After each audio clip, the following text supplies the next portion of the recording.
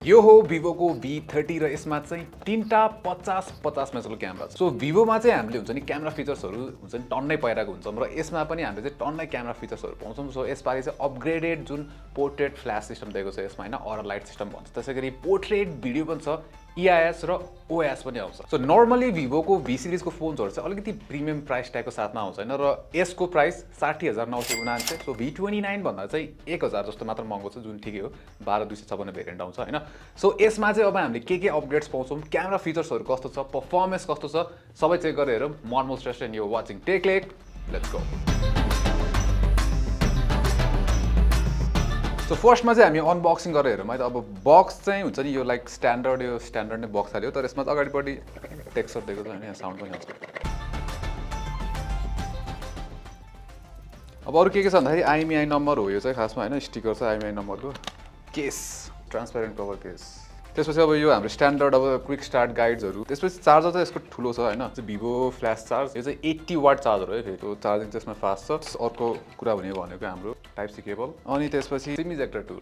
So Vivo को फोनहरुको design चाहिँ like दामी नै हुन्छ हैन, र यसको यो कलर्स हेर्यो भने लाइक एकदमै राम्रो छ, र पहिलाको भन्दा चाहिँ क्यामेरा मोडुल ठ्याक्कै चेन्ज छ हैन। अब यसपालि ठ्याक्क तलपट्टि चाहिँ युनिक खाली यो अरा लाइट सिस्टम हो कि, यो चाहिँ फ्ल्याश सिस्टम दिएको छ यसपालि हैन। सो यो डिफरेन्ट छ यसपालि। त्यसरी पहाडपट्टि चाहिँ यो ग्लास नै हो, ग्लास ब्याक नै हो, तर अलिकति टेक्सचर चाहिँ अलिकति फरक छ यसपालि हैन। र यो चाहिँ खासमा युनिक के छ भन्दाखेरि घाममा लग्यो भने चाहिँ डिफरेन्ट कलर हुन्छ, कहिले ब्ल्याक देखिन्छ, कहिले ब्लू देखिन्छ हैन। सो त्यो युनिक छ। त्यसैगरी यसपालि जुन फ्रेम छ त्यो चाहिँ पहिला जसरी प्लास्टिक नै फ्रेम हो है। सो जस ओभरअल डिजाइन चाहिँ निकै युनिक छ यसको। सो यो फोन चाहिँ अब दुईटै साइडबाट कर्भ छ हैन, हामीले हेर्नु पहाडबाट पनि कर्भ छ, तर त्यति धेरै कर्भ छैन, र अगाडि पनि सिमिलर सेम टाइपले नै कर्भ छ कि। सो त्यसले गर्दाखेरि चाहिँ अलिकति यो हुन्छ नि फिल चाहिँ हुन्छ कर्भ छ भनेर, तर त्यस्तो धेरै नोटिसेबल चाहिँ छैन भन्छु। ठिक्क छ कर्भ हैन। त्यसैगरी अब यसमा हाम्रो पोर्ट्स एन्ड बटन्स कुरा गर्ने भने चाहिँ यो पहिला सो V29 जसरी नै भोल्युम पावर बटन भयो। त्यसपछि अब यसमा चाहिँ इन डिस्प्ले फिंगरप्रिन्ट स्क्यानर आउँछ, जुन चाहिँ फास्टै काम गर्छ हैन।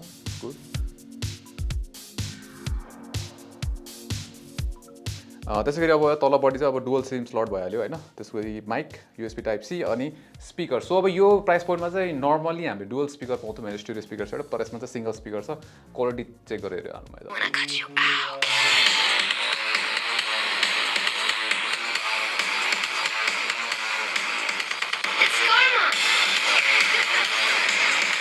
सो यसमा चाहिँ एउटा के छ भन्दाखेरि हैन, यो भोल्युम चाहिँ 150% सम्म पुग्छ कि। सो यो चाहिँ बुस्टेड भोल्युम मोड हो हैन, 150% भनेर चाहिँ यहाँमा देखाउँछ यसरी। सो अडियो क्वालिटी चाहिँ हुन्छ नि लाउडनेस ठिकै छ हैन, प्लस क्वालिटी पनि एभरेज भन्छु म हैन, त्यस्तो दामी चाहिँ छैन, ठिकै छ। सो यो फोनमा चाहिँ हामीले IP54 रेटिङ पाउँछ, जुन चाहिँ नट ग्रेट हुन्छ नि। यो सस्तो फोनमा अब हामीले पाइरहेको हुन्छौँ यो, प्लस IP68 पनि पाइन्छ यो प्राइस रेन्जमा। सो यसमा चाहिँ बेजल्सहरु पनि सानो छ है, जो हेर्यो भने ओभरअल फोन हुन्छ। अब यो कर्भ स्क्रिन भएको कारणले गर्दाखेरि हो, तर यसमा चिन पनि पातलो छ हैन, हेर्यो भने अलमोस्ट माथिको जस्तो सेम लाइक त्यो थिकनेस छ हैन। सो त्यो चाहिँ राम्रो छ।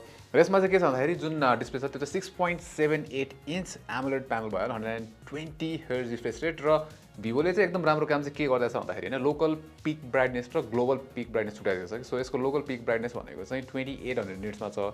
त्यसैगरी यसको ग्लोबल पिक ब्राइटनेस चाहिँ 1200 निट्समा छ। सो यो भने चाहिँ के भन्दाखेरि अब भनौँ न, अब हामी यहाँनिर एउटा भिडियो प्ले गरौँ हैन। अब यो लोकल पिक ब्राइटनेस भनेको चाहिँ के हुन्छ भन्दाखेरि यो 1% 2% विन्डो भन्छ कि। सो यो फुल स्क्रिन हो नि, यहाँको यत्रो सानो एउटा पार्टमा चाहिँ त्यो 2800 निट्समा पुगेको हुन्छ हैन।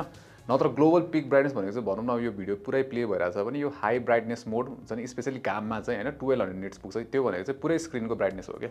कलर्सहरु हेर्ने पनि यसको राम्रै छ हैन, जुन चाहिँ अब डिप ब्ल्याक्सहरु पनि राम्रो देखिरहेछ, कलर रिप्रोडक्सन पनि राम्रो छ हैन। अब हामी यहाँ नेपालमा छौँ अहिले, अलिकति उज्यालो ठाउँतिर छौँ। अब यो हेर्यो भने हैन ग्रिन्सहरु पनि राम्रो देखिरहेछ। So just display quality is good. So refresh रेटको स्मुथनेस हेरौँ अब हैन। सो यसमा चाहिँ हाम्रो अहिले अप्सन भनेको चाहिँ स्मार्ट स्विचमा छ। यो भनेको यसले अब आफै स्विच गर्छ हैन, लाइक ठिक छ हैन। यहाँ 120 छ मेन मेन्युमा। त्यसैगरी अब एपहरुमा गयो भने चाहिँ यो चेन्ज हुन्छ हैन। जस्तै अब अहिले युट्युबमा गयो भने 60 मा ड्रप हुन्छ यो। त्यसैले अब भिडियो प्ले गर्ने पनि 60 मा ड्रप भइरहेछ हैन। सो Vivo-को राम्रो भनेको चाहिँ जस्तो अब भनौँ न, हामीले 120 हर्जमा स्विच गरे पनि हामीलाई यहाँ कुन एपमा चाहिँ हुन्छ नि 120 हर्जमा चल्ने, कुन एपमा चाहिँ नचल्ने भन्ने देखाउँछ कि। जस्तै युट्युब सिलेक्ट गरे भने अब यो अहिले युट्युब चाहिँ 120 हर्जमा चल्छ कि। सो यो कुरा चाहिँ राम्रो छ Vivo-को। अब सो ओभरअल डिस्प्ले चाहिँ निकै राम्रो छ यसको हैन, जे राम्रो दिएको छ यो प्राइस रेन्जमा। त्यसैगरी यसमा चाहिँ अब अहिले जुन एकदम ट्रेन्डिङ यो जुन टपिक छ PWM डिमिङ 2160 हर्जको दिएको छ यसमा हैन, र यो चाहिँ 60 हर्जमा काम गर्छ। 2160 हर्ज चाहिँ, नत्र चाहिँ हाई रिफ्रेश रेट 90 अथवा 120 हर्जमा चाहिँ 1920 हर्ज PWM डिमिङले चाहिँ काम गरिरहेको हुन्छ। अब चिपसेट पनि यसपालि Vivo-ले चाहिँ राम्रै दिएको छ। सो क्वालकमको Snapdragon 7 Gen 3 चिपसेट चाहिँ युज भइरहेको छ। सो अब यो त 7 Gen 1 जुन थियो हैन, त्यसको चाहिँ अपग्रेड हो।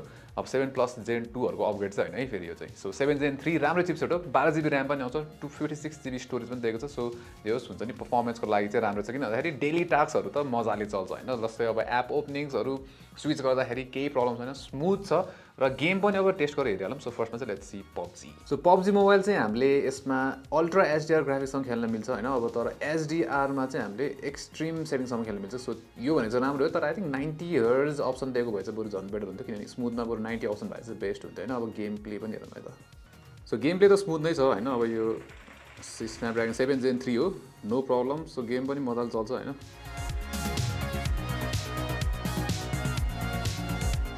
रेस्पोन्स राम्रो छ यसको हैन त्यो जाइरोस्कोप पनि सपोर्ट छ हैन र जाइरोस्कोप राम्रै काम गरेछ त्यस्तो डिले छैन गेन्सन इम्प्याक्ट चाहिँ हामीले लो ग्राफिक्स 60 FPS लिमिटमा टेस्ट गर्दाखेरि चाहिँ 40 मिनेट प्लस खेलेको थियौं र एभरेज FPS चाहिँ 52 थियो जुन चाहिँ राम्रै हो अब फ्रेम रेट्सहरु त थिए तर गेम चाहिँ राम्रै चल्छ सो यो फोनको परफर्मेन्स त राम्रो छ हैन र अर्को राम्रो कुरा चाहिँ के हुन्छ भन्दाखेरि तपाईले हाम्रो च्यानल सब्स्क्राइब गर्नु भने चाहिँ धेरै नै राम्रो हुन्छ सो त्यहाँ भएको त्यो सब्स्क्राइब बटन थिच्नुस् प्लस त्यहाँ भएको त्यो बेल आइकन थिच्नुलाई फर नोटिफिकेसन अब कुरा गरौँ यसको मेन फिचर Vivo V30 को क्यामेरा सो यसमा चाहिँ हामीले तीनटा 50 मेगापिक्सलको क्यामेरा दिएको छ हैन सो फर्स्टमा चाहिँ अगाडिपट्टिको 50 मेगापिक्सलको कुरा गरौँ हैन सो सेल्फी यही हामी सेल्फी खिचेर हेरौँ हैन सो सेल्फी चाहिँ यसमा एउटा 1x मा छ अर्को चाहिँ अलि वाइड 0.8x मा पनि छ हैन सो क्वालिटी हेर्ने हो भने निकै राम्रो छ हैन जस्तै यो सर्टको टेक्सचरहरु कस्तो मजाको दिइरा छ हैन प्लस यो डिटेल्सहरु हेर्यो भने फेस टोन पनि राम्रो दिइरा छ नेचुरल हुन्छ नि त्यति धेरै ब्युटिफाई पनि गरेको छ नि यहाँ है यो चाहिँ वाइडर वाला भयो कलर्सहरु निकै राम्रो छ लाइक हुन्छ नेचुरल खाली कलर्स देखिरा छ जस्तै पहाडी यो यहाँनिर ल्याबमा हेर्यो भने पनि प्लस यो व्हाइट पनि राम्रो देखिरा छ सर्टको हैन just natural I think selfie चाहिँ इट्स भेरी गुड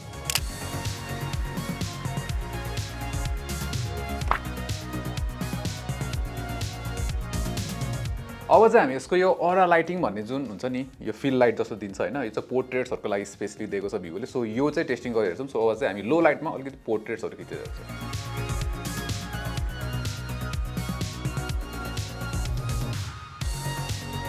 सो यो लो लाइट पोर्ट्रेटमा चाहिँ जुन हाम्रो अरा लाइटले हुन्छ नि त्यो चाहिँ राम्रै काम गर्छ जस्तै तपाईले यो अहिले भर्खरै हामीले खिचेको फोटोजहरुमा हेर्यो भने चाहिँ नजिकबाट खिच्दाखेरि चाहिँ ठ्याक्क त्यो फिल यतापट्टि यो साइड पनि फिल गर्दैछ कि लाइट हैन सो अन अफमा चाहिँ ठ्याक्कै डिफरेन्स त आउँछ र क्वालिटी निकै राम्रो छ है लाइक लो लाइट इन्डोरमा हामीले यति खिच्दाखेरि पनि निकै राम्रो छ पिक्चर क्ल्यारिटी सो मलाई चाहिँ एकदम राम्रो लाग्यो सो तपाईलाई अझै बढी चाहिँ हामीले अझै खिचेर हाल्दिन्छौँ त्यो पनि चेक आउट गर्नुस्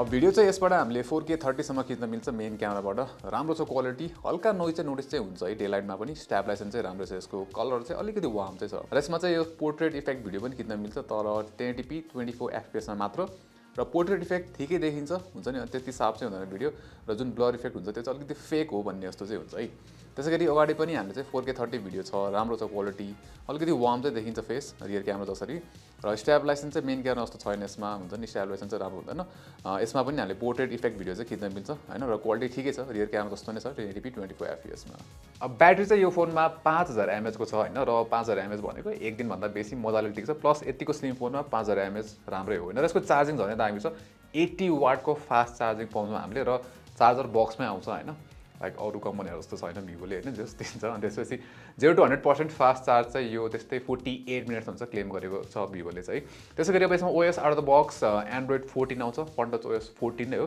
र फन्टच OS 14 मा चाहिँ हल्का अपग्रेड्सहरु पनि दिएको छ जस नाइस बनाएको छ पहिला भन्दा चाहिँ हुन्छ नि Vivoले चाहिँ इच हुन्छ नि इटरेसनमा चाहिँ राम्रो बनाउँदै गएको छ के OS क्लीन छ यसपाली हुन्छ नि ब्लोडवेयर्सहरु छ दुई तीनटा खासै त्यस्तो चाहिँ अब त्यति धेरै ब्लोडवेयर्सहरु छैन र अर्को राम्रो भनेको चाहिँ जुन एक्सेन्ट कलर्सहरु छ त्यो पनि चेन्ज गर्न मिल्छ र त्यसैगरी लक स्क्रिनमा हुन्छ नि त्यो एनिमेसनहरु र यसको चाहिँ अर्को चार्जिङ एनिमेसन त्यसैगरी अब फिंगरप्रिन्ट रेकग्निसन एनिमेसनहरु यस्तो एनिमेसन चेन्जहरु गर्न मिल्छ जस कस्टमाइजिङको लागि राम्रो अप्सन दिएको छ र अहिलेसम्म मैले त्यस्तो बग्सहरु यसमा भेट्ने केही पनि छैन सबै स्मुथै छ UI चाहिँ राम्रै छ अहिले सो Vivo V30 हैन अब यो फोनमा चाहिँ हामीले राम्रो चिपसेट पाउँछौं राम्रो डिस्प्ले छ परफर्मेन्स राम्रो छ हैन क्यामेराजहरु सबैभन्दा इम्प्रेसिभ छ है लाइक पोर्ट्रेट फोटो सेल्फीहरु निकै इम्प्रेसिभ डेफिनेटली अलिकति प्रिमियम साइडमा पर्छ हैन यो प्राइस हेर्ने हो भने चाहिँ जस्तै अब यो प्राइस रेन्जमा यो भन्दा तलको प्राइस रेन्जमा नि हामीले अब सिमिलर स्पेक्स हुन्छ नि राम्रै स्पेक भएको फोन पाउँछौं अथवा अब यो चाहिँ OnePlus Nord 3 हरु छ यसमा हैन लाइक यस्तै प्राइस रेन्जमा तर ओभरअल यो प्राइसको लागि पनि आई थिंक Vivo V30 चाहिँ निकै इम्प्रेसिभ फोन टेक लेग